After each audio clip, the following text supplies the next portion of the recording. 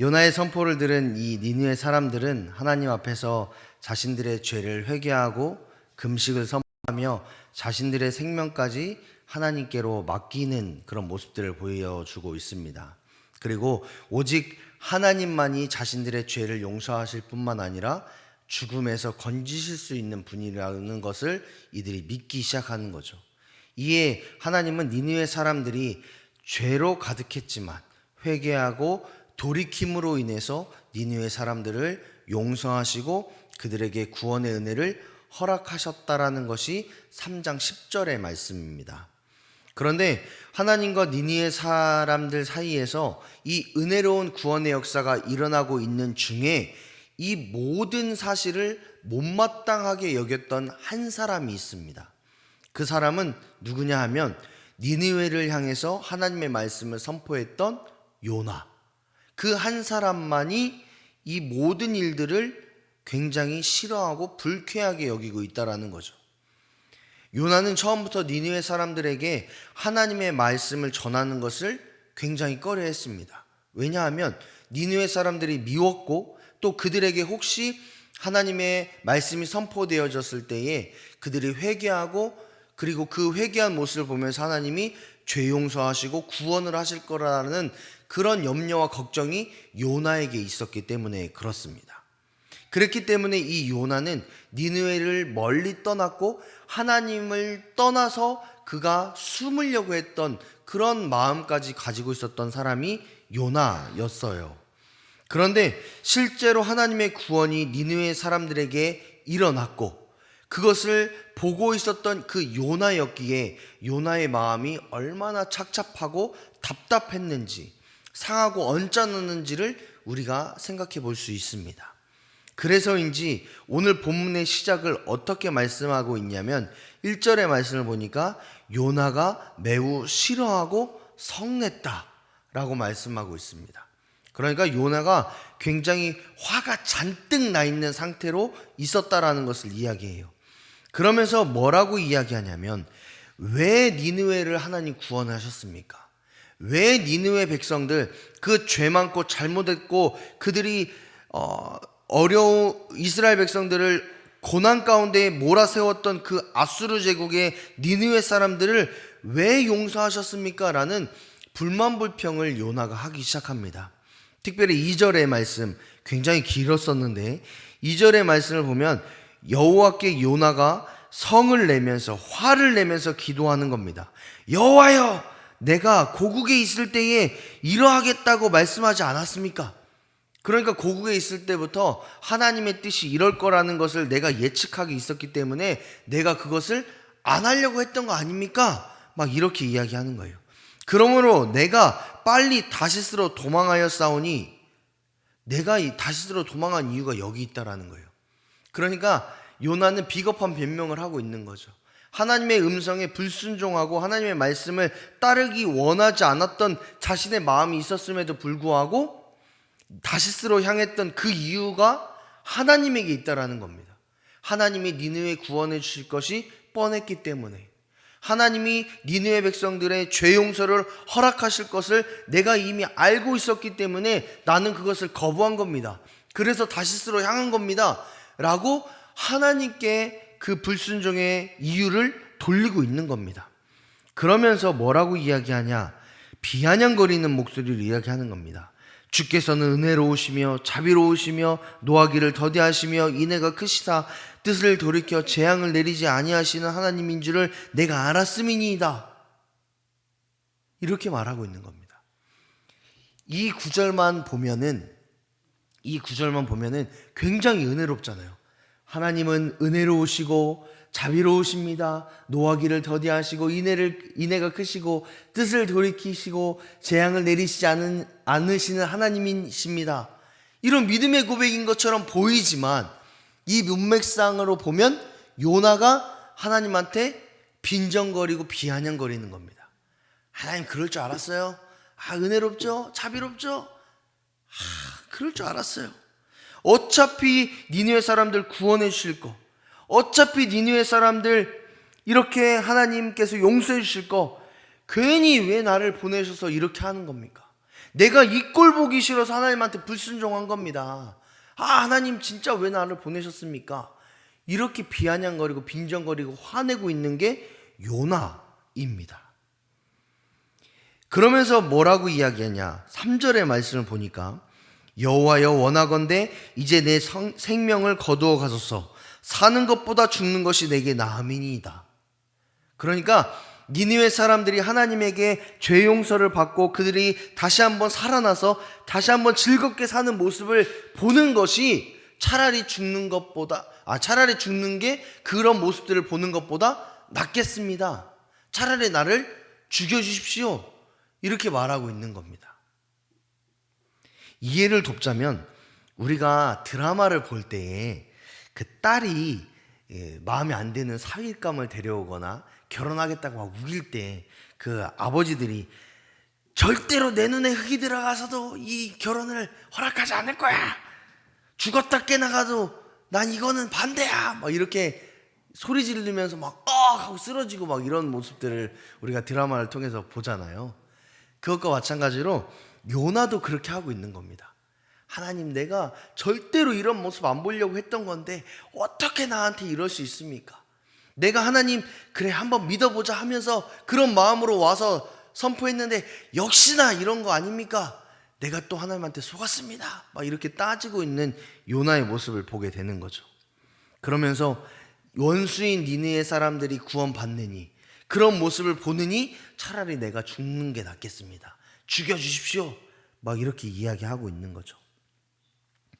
그런데 이런 요나의 모습을 볼 때마다 우리는 모든 사람을 사랑하셔서 구원하시기 원하시는 그 하나님과 요나의 마음이 정반대에 있다라는 것을 보게 됩니다.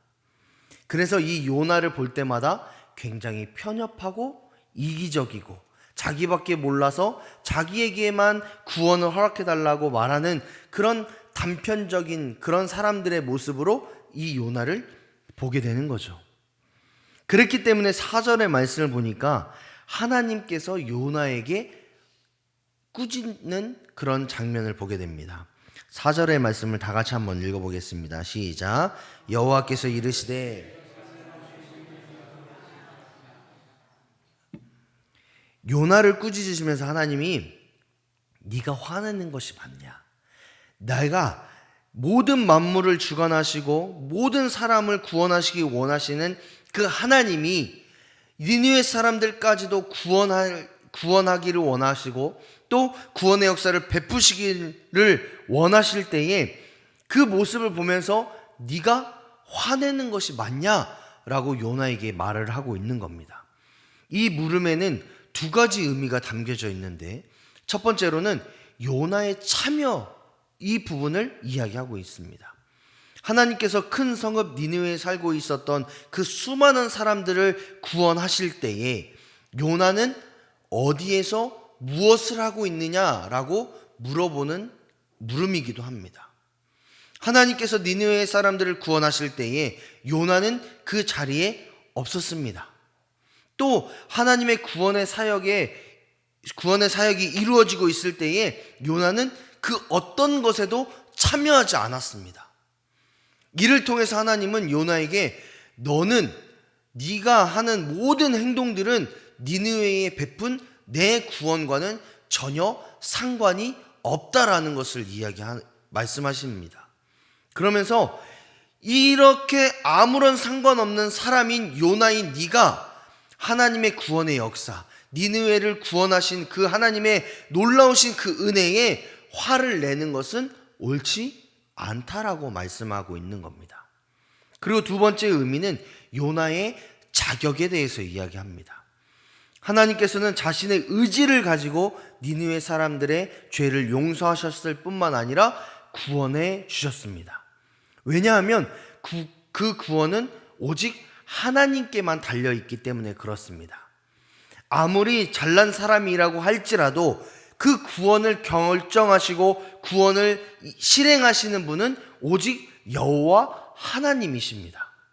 그렇기 때문에 요나일지라도 하나님의 말씀을 선포했던 그 요나일지라도 이 구원이 맞다 틀리다 옳다 그르다 이것을 이야기할 수 있는 자격이 안 된다라는 것을 하나님께서 말씀하고 있다라는 겁니다. 따라서 이 요나가 화를 내면서 하나님에게 빈정거리고 있는 이 모든 것에 하나님께서 답변을 사절을 통해서 한 번에 끝내신 겁니다. 너는 자격도 없고 참여하지 않았기 때문에 이 구원의 역사에 대해서 네가 더 이상 왈가불가할 게 아니다 라는 것을 하나님이 말씀을 하시는 거죠. 사실 우리가 잘 알고 있듯이 이 요나가 한 일이라고는 니느웨로 향하는 그 길을 거부하면서 폭풍을 만나고 물고기 뱃속에 들어갔다 나왔던 그 일, 그리고 니느웨 성읍을 하루 동안 돌면서 니느웨 멸망 40일 이렇게 간단하게 말하고 다니는 것 밖에는 없습니다. 우리가 요나를 이스라엘 백성 외에 하나님의 말씀을 전한 선지자다 혹은 선교사다 말하는 사람들이 있는데, 이 선교사는 절대로 될 수 없습니다. 왜냐하면 선교사님들은 그 땅의 사람들을 마음에 품고 또 복음의 열정을 가지고 그들을 어떻게든 구원하고자 하는 그 열의와 열정과 하나님의 말씀에 대한 순종함을 가지고 그 땅에 가셔서 복음을 위해 목숨을 거시는 분이 선교사님들인데, 요나는 그 땅에 가고자 하는 마음도 없었고 복음을 전하고자 하는 마음도 없었고 더 나아가서 하나님의 말씀에 순종하고자 하는 마음도 없었기 때문에 요나는 선교사가 절대로 될 수 없습니다. 그렇기 때문에 요나도 선교사다 말하는 것은 옳지 않습니다. 이 니느웨를 구원하시겠다라고 결단하신 분은 하나님이셨고 그 일을 위해서 요나를 니느웨를 보내신 분도 하나님이십니다. 또한 니느웨 사람들에게 회개의 영을 부어주시고 정결한 삶을 살겠다라고 결단하게 하신 분 역시도 하나님이십니다. 그리고 그들이 죄 용서를 구하고 자신들을 구원해달라고 하나님에게 기도했을 때에 그래 내가 그렇게 하겠다, 너희를 구원하겠다 라고 결단하신 분 역시도 하나님이십니다. 그렇기 때문에 니느웨를 구원하기 위한 그 구원의 역사에 처음부터 끝까지 모든 역사는 하나님께서 하신 겁니다. 요나는 그렇기 때문에 단 한 번도 단 하나도 하나님의 구원의 역사를 위해서 그가 애쓰고 수고한 것이 없기 때문에 그는 하나님께 화낼 자격도 없는 존재입니다. 하지만 하나님의 말씀이 있었음에도 불구하고 요나가 깨닫지 못하죠. 그래서 5절의 말씀을 보니까 요나가 성읍에서 나가 그 성읍 동쪽에 앉아서 거기서 자기를 위해 초막을 짓고 그 성읍에 무슨 일이 일어난가를 보려고 그 그늘 아래 앉았더라 라고 말씀합니다. 그러니까 이 요나가 하나님의 말씀을 듣자마자 하나님 제가 잘못했군요. 하나님 실수했습니다. 죄송합니다. 이제 니느웨 백성들이 구원받는 그 모습, 그 즐거움에 내가 참여하기 위해서 저 동쪽에 가서 집을 짓고 기도하면서 구원의 역사에 참여하겠습니다 라고 했으면 참 좋겠는데, 그것이 아니라 어떻게 되나 보자, 하나님이 어떻게 역사를 이루시나 보자, 하나님이 과연 그들에게 구원을 베푸시는지 내가 한번 두 눈 똑똑히 뜨고 볼 거야, 이런 마음으로 동쪽을 향해 갔고 초막을 지었습니다. 그게 이제 5절에 나와 있는 말씀이기도 하죠. 그렇게 앉아있는 요나에게 하나님이 박넝쿨을 준비하십니다. 그리고 요나를 위해서 박넝쿨을 머리 위로 덮으심으로 인해서 그늘을 만들어 주십니다. 그러자 6절 후반부에 보니까 그의 괴로움을 면하게 하려 하심이었더라. 요나가 박넝쿨로 말미암아 크게 기뻐하였더니 라고 말씀합니다. 니느웨 그 수많은 사람들이 하나님의 구원의 역사를 경험할 때는 기뻐하지 않았던 그 요나가 동쪽에서 장막을 짓고 초막을 짓고 그가 더위에 시달리고 있을 때에 박넝쿨이 자라나서 자신을 덮고 자신에게 시원함을 선사하니까, 그러니까 하나님의 구원과 비슷한 역사가 일어나니까 그걸로 인해서 크게 기뻐했다라고 6절은 이야기합니다. 굉장히 상반되는 모습이기도 하죠. 모든 모든 사람들이 구원받았을 때는 기뻐하지 않았던 그 요나가 자기 자신의 구원받자, 자기 자신에게 그 박넝쿨로 인해서 시원함이 제공되자 크게 기뻐하는 그 모습을 보면서 이 요나는 처음부터 끝까지 편협적이고 이기적인 그런 신앙인의 모습을 보여주고 있다는 것을 볼 수 있습니다. 현재 니느웨의 정확한 지명이 남아있지 않아서 그 땅이 어디인지 정확히 알 수는 없으나 과거 니느웨로 추정되는 그 지역의 기후를 살펴보면 굉장히 덥고 건조한 기후입니다. 제가 단기 선교로 사막에 갔던 적이 있는데 몸이 열이 많아서 더위가 굉장히 저는 힘든데 그곳에서 갔을 때에 기온이 높고 태양이 뜨겁게 저를 내려쬐니까 굉장히 힘들고 어려웠던 기억이 있습니다. 그런데 신기하게도 구름이 잠깐 지나가면서 태양을 가리거나 혹은 일을 하다가 나무 그늘에 잠깐 들어가 쉬면 흐르던 땀이, 몸에서 났던 땀이 싹 사라지면서 금세 뽀송뽀송해지는 것을 경험했습니다. 그리고 더위도 해소되는 것을 경험했던 기억이 있습니다. 그랬기 때문에 이 사막에 있을 때에 나무 그늘을 만나면 혹은 구름이 태양을 덮으면 그 사람들이 얼마나 그것을 축복으로 여겼는지 알겠더라고요. 그것과 마찬가지로 이 사막 지역에 있었던 그 요나가 초막을 지었음에도 불구하고 엄청 뜨거운 열기에 시달리고 있을 때에 박넝쿨이 그를 덮고 그에게 시원함을 제공하니까 그가 크게 기뻐할 수 있었던 이유는 그가 이제는 살았다라는 그 마음이 들었기 때문에 그렇습니다. 기후적인 요소에도 그럴 수 있다라는 거죠. 그런데 다음 날이 되었을 때 어떤 일이 벌어지느냐? 7절의 말씀을 보니까 하나님이 벌레를 예비하셨다라고 이야기합니다.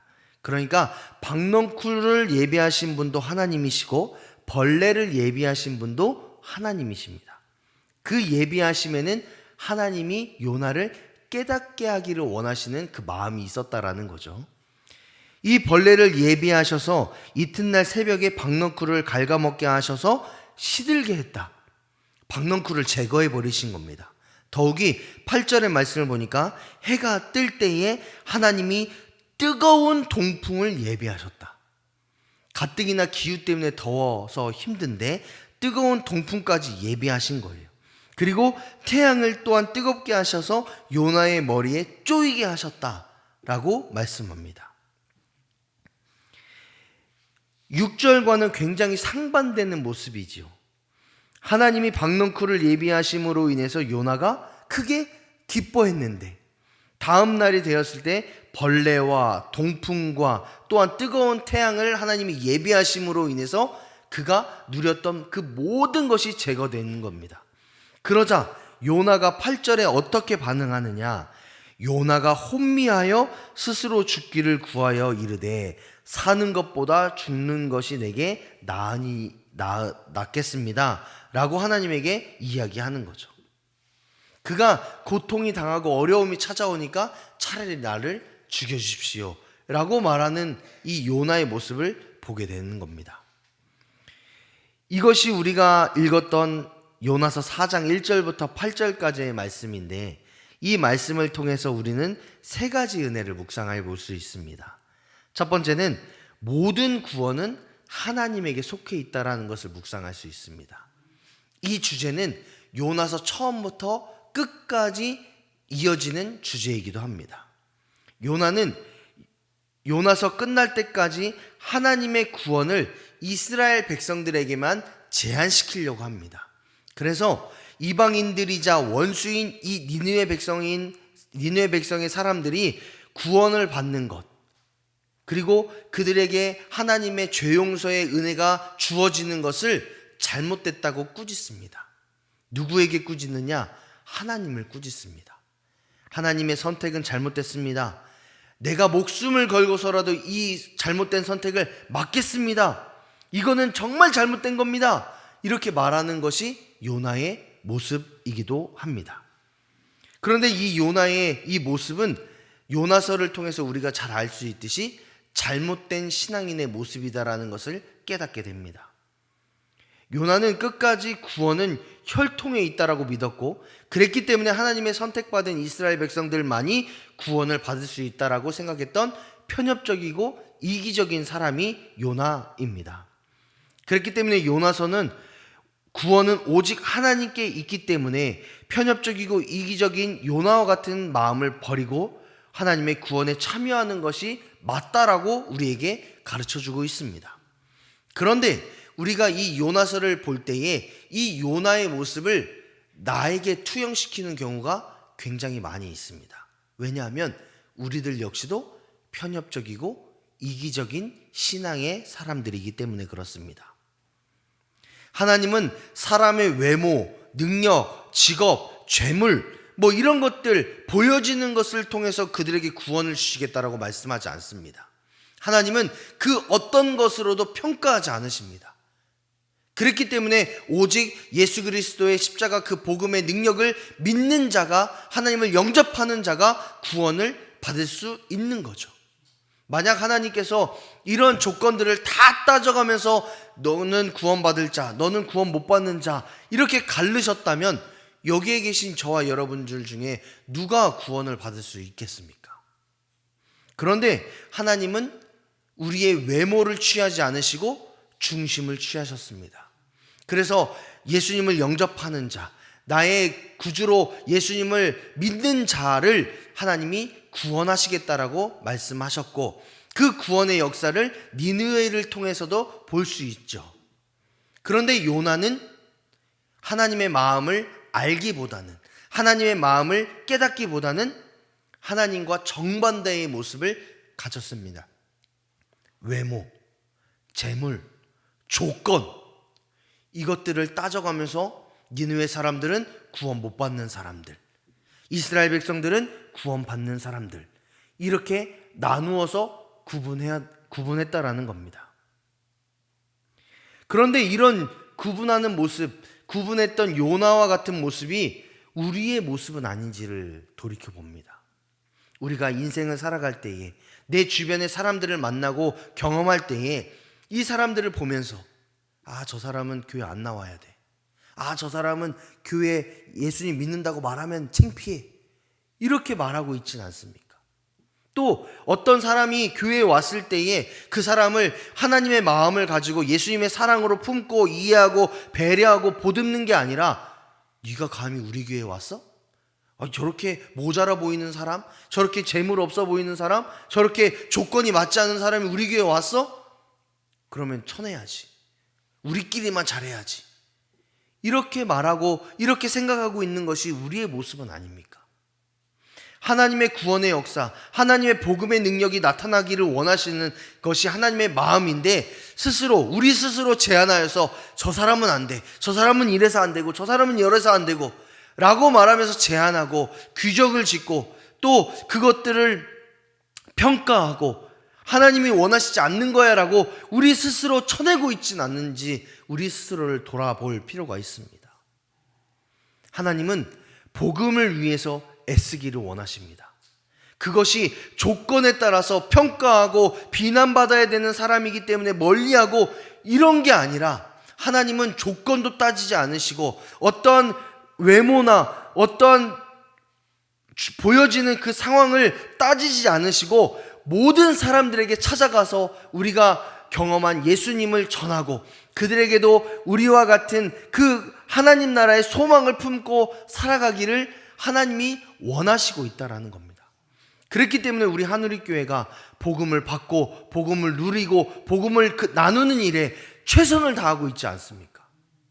그것이 하나님의 마음이기 때문에 우리가 그런 표를 가지고 복음을 알지 않는 사람들에게 찾아가서 복음을 전하고, 날마다 그들을 위해서 기도하고, 그들이 하나님의 전으로 나아오고 복음을 영접하고 더 나아가서 그리스도인이 될 수 있도록, 예수님을 믿는 자가 될 수 있도록 애쓰고 수고하며 그 사명을 감당하기 위해서 날마다 기도하고 있는 것이 우리 하누리교회가 아니겠습니까? 그렇기 때문에 이 요나서를 통해서 우리가 깨닫는 것은, 하나님의 구원을 제한하는 신앙인이 아니라 나에게 제한이 있다고 할지라도 혹은 내가 그것을 제한을 품고 어떤 사람은 되고 어떤 사람은 안 되라고 평가하는 사람이라면 회개하고 하나님의 마음을 품고 그 복음을 전하기 위해 애쓰고 수고하는 그런 모습으로 살아가겠다라고 결단하는 것이 저와 여러분의 모습이 되어야 되지 않겠습니까?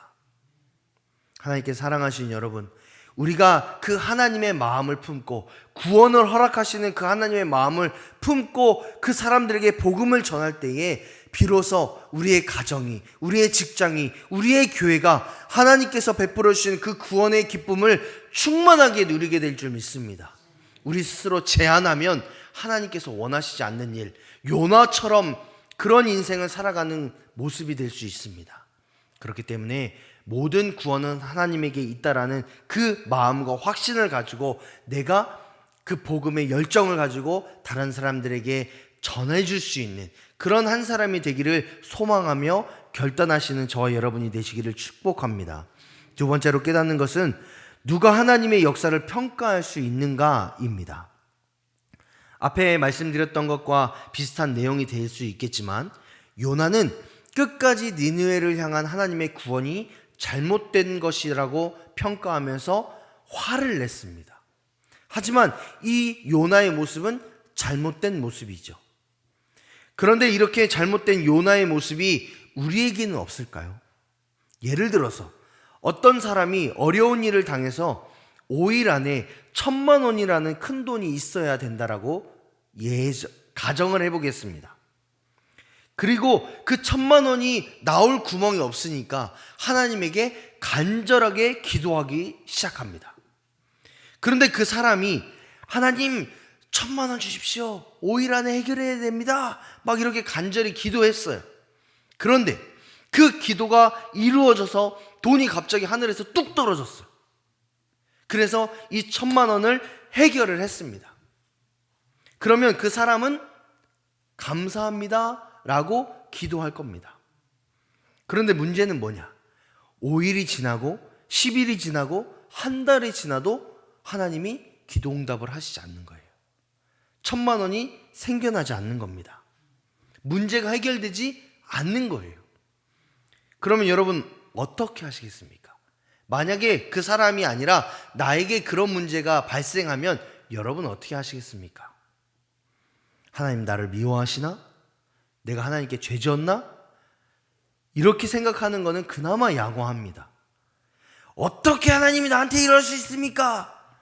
하나님밖에 신이 없습니까? 종교를 바꾸든지 해야지. 내가 하늘의 교회 나오나 봐라. 이렇게 하면 문제가 되기 시작합니다. 그런데 이런 문제가 우리의 삶 가운데에 비일비재하게 일어나고 있습니다. 하나님께 간절하게 기도하면 괜찮은데 이루어지지 않으면 감정이 상하고 자존심이 상하고 그래서 하나님을 떠나려고 하는 그런 모습들이 우리 주변에도 아니 나에게도 일어날 때가 있습니다. 설교를 듣다가 듣기 싫은 말이나 내 치부를 살짝 건드리는 말이 딱 떠오르면 야, 저 목사가 나 공격한다. 이렇게 해서 목사님 삐지고 교회 안 다니고 나 상처받아서 교회 안 나가요. 이런 말하는 거 올바른 걸까요? 정말 좋은 신앙인이라면 하나님이 내 기도에 응답하지 않을 때에 내가 내 기도에 왜 하나님이 응답하시지 않을까를 고민하고 기도해야 됩니다. 하나님, 이것이 무엇을 원하시는 뜻입니까? 이런 상황 가운데 내가 어떻게 하는 것이 하나님의 뜻입니까를 구하며 하나님의 방법을 더 친밀하게 더 깊이 하나님의 뜻을 구하는 것이 성숙한 신앙인입니다. 설교를 통해 혹은 주변에 있었던 설교의 말씀이나 혹은 성경 말씀을 통해 내 치부가 건드림을 당하거나 내 자존심이 상하는 일이 발생했을 때에 내가 교회 떠나고 저 목사 안 볼 거야 라고 마음 먹는 것은 사단의 간교입니다. 왜? 우리를 넘어뜨려야 되니까. 그렇게 내 치부가 건드려졌을 때에 하나님, 내가 이런 치부가 아직도 해결이 안 됐군요. 하나님 용서해 주십시오.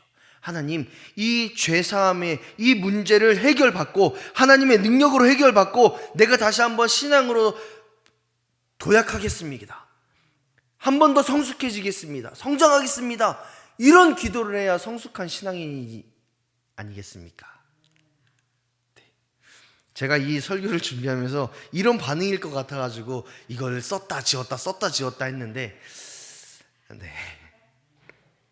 여러분 기억하시기 바랍니다.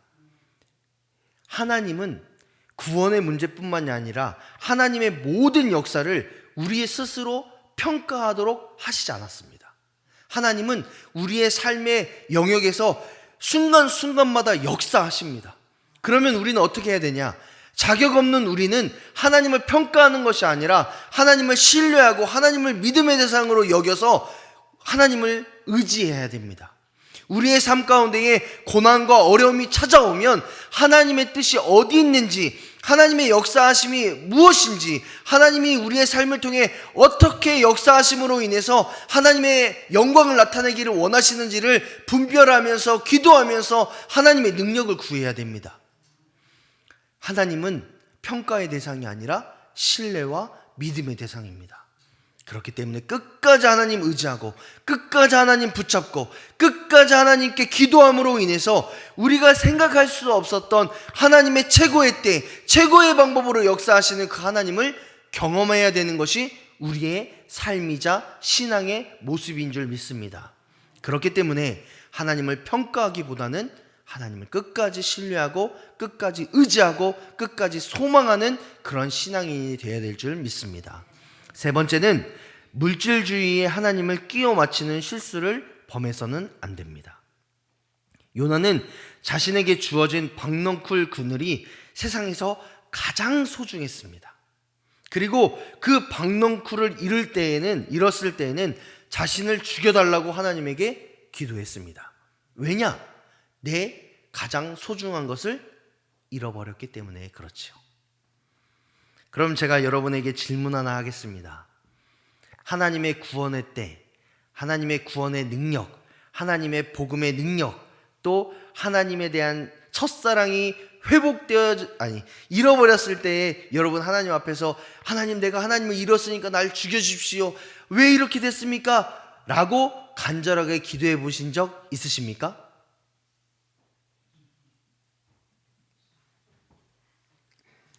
이것도 제가 수십 번 지우고 썼다 했습니다. 우리는 박넝쿨을 선물로 주신 그 하나님, 요나에게 박넝쿨을 선물로 주신 그 하나님께 집중하기보다는 박넝쿨에 집중할 때가 많이 있습니다. 하나님이 주신 그 은혜에 집중해서 하나님께 감사합니다로 가야 되는데 은혜만 보는 거죠. 하나님의 역사만 보는 겁니다. 그것을 주신 하나님에게 시선을 두지 않고요. 이런 요나의 모습이 우리에게도 있습니다. 그리고 저는 이런 모습을 어린아이와 같은 신앙인이라고 이야기를 합니다. 이 아이가 아이를 바닥에 앉혀놓고 아이가 좋아하는 과자나 사탕을 쥐고 이렇게 왼쪽으로 갔다가 오른쪽으로 갔다가 왼쪽으로 갔다가 오른쪽으로 갔다가 흔들면 아이는 어떻게 할까요? 사탕을 따라 과자를 따라 왼쪽으로 갔다가 오른쪽으로 갔다가 이렇게 움직입니다. 그런데 굉장히 지혜롭고 현명한 아이는 어떻게 할까요? 그 사탕을 쥐고 있는 부모에게 갑니다.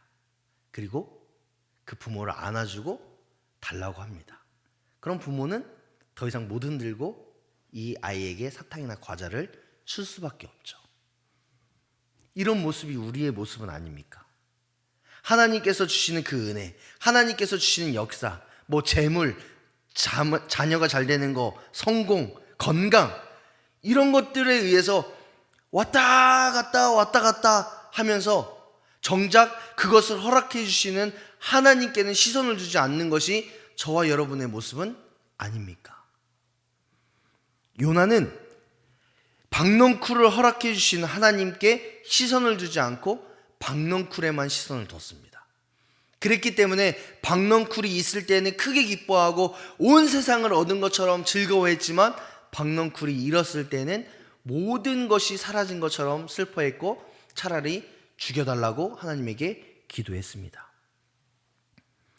우리 역시도 우리에게 주어주신 하나님의 은혜, 하나님께서 주시는 그 축복만을 간절히 소망해서 그걸로 인해서 좌지우지되는 신앙인이 아니었으면 좋겠습니다. 하나님이 축복을 주시면 좋겠지만, 날마다 은혜만 주시면 좋겠지만, 은혜가 없을 때는 어떻게 하시겠습니까?